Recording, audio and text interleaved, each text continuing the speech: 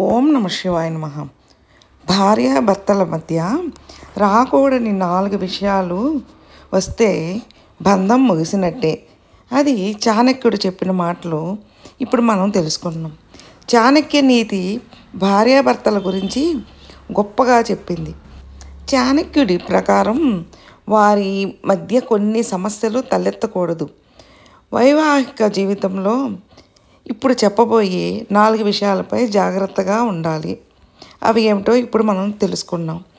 చాణక్య నీతిలో ఆచార్య చాణక్యుడు సంతోషకరమైన వైవాహిక జీవితం గురించి చెప్పారు.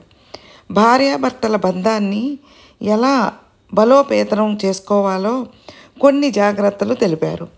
మీరు మీ వైవాహిక జీవితంలోని 4 అంశాల గురించి తీవ్రంగా ఆలోచించాలి. వాటిని ఎట్టి పరిస్థితుల్లోనూ నివారించాలి. చాణక్య నీతి ప్రకారం వివాహ సంబంధంలో ఎప్పుడు సందేహం ఉండకూడదు. వివాహ సంబంధాన్ని బలహీనపరచడంలో సందేహం చాలా పాత్ర పోషిస్తుంది. ఇది అపార్థానికి దారితీస్తుంది.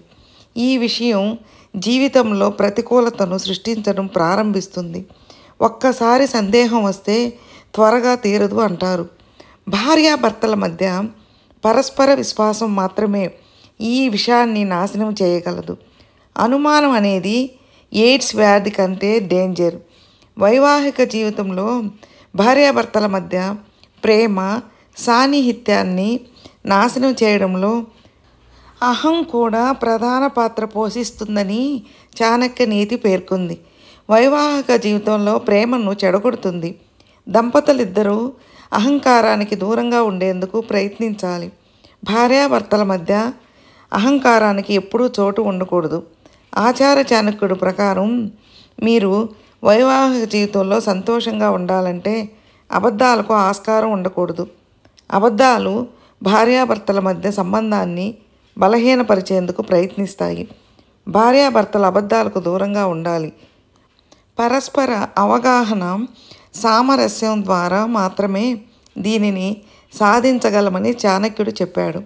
అబద్ధం తాత్కాలిక ఆనందాన్ని ఇస్తుంది, కానీ నిజం మాత్రమే శాశ్వత ఆనందాన్ని ఇస్తుంది. చాణక్య నీతి ప్రకారం ఏదైనా బలమైన శాశ్వతమైన సంబంధాన్ని గౌరవం ముఖ్యం. ఏదైనా సంబంధంలో గౌరవం లేనప్పుడు సంబంధం అర్ధరహితంగా మారుతుంది. సంబంధంలో ఆనందం ముగుస్తుంది. ప్రతి సంబంధానికి పరిమితులు ఉంటాయి. ఈ పరిమితిని ఎవరూ మించకూడదు. చాణక్యుడి ప్రకారం ప్రతి జంట ఈ ఆలోచనలు దృష్టిలో ఉంచుకొని ప్రవర్తించాలి. భార్య అంటే భర్తకి గౌరవం, భర్త అంటే భార్యకి గౌరవం. ఇలా ఈ 4 విషయాలు లేకపోతే ఆ సంబంధం ఎక్కువ కాలం ఉండదు. ఫ్రెండ్స్, మీకు ఈ వీడియో నచ్చితే లైక్ చేయండి, మీ ఫ్రెండ్స్ షేర్ చేయండి. సబ్స్క్రైబ్ చేసుకున్నట్లయితే సబ్స్క్రైబ్ చేసుకోండి ఫ్రెండ్స్. నేను పెట్టిన ప్రతి వీడియో మీకు నోటిఫికేషన్లో వస్తుంది. ఓం నమ శివాయ నమః.